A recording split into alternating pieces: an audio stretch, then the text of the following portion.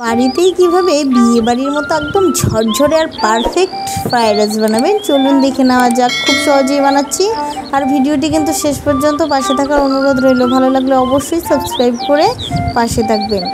তো প্রথমে 2-3 ঘন্টার জন্য 1 কেজি চাল আমি ভিজিয়ে রেখেছিলাম। চালটা অনেকটাই ফুলে গেছে। এতে কি হয়, ভাতটা একদম ভাঙবে না, খুব ঝরঝরে পারফেক্ট হবে আগে থেকে ভিজিয়ে নেওয়ার কারণ। তারপর 80% সেদ্ধ হয়ে গেলে ভাতটাকে কিন্তু আমি নামিয়ে নিয়েছি। এদিকে কড়াতে কিছুটা পরিমাণ ঘি দিয়ে দিয়েছি, সাথে দিয়ে দিলাম কিছু কাজু আর কিশমিশ। হালকা নাড়িয়ে চাড়িয়ে ভেজে নিয়ে উঠিয়ে নিয়েছি। ওখানেই দিয়ে দিলাম কেটে রাখা বিনস, ক্যাপসিকাম আর গাজর দিয়ে কিছুক্ষণ নাড়িয়ে চাড়িয়ে দিয়ে দিলাম ওতে সামান্য নুন আর হলুদ। এতে করে সবজির স্বাদটা কিন্তু আরও বেড়ে যায়। তারপর আর কিছুক্ষণ নাড়িয়ে চাড়িয়ে দিয়ে দিলাম ভাত, দিয়ে নাড়িয়ে চাড়িয়ে উপর থেকে দিয়ে দেবো কাজু আর কিশমিশ। আমার খুব সামান্য বানিয়েছি বলেই কিন্তু সব একসাথে কড়াতেই মিশিয়ে নাড়িয়ে চাড়িয়ে নিয়েছি।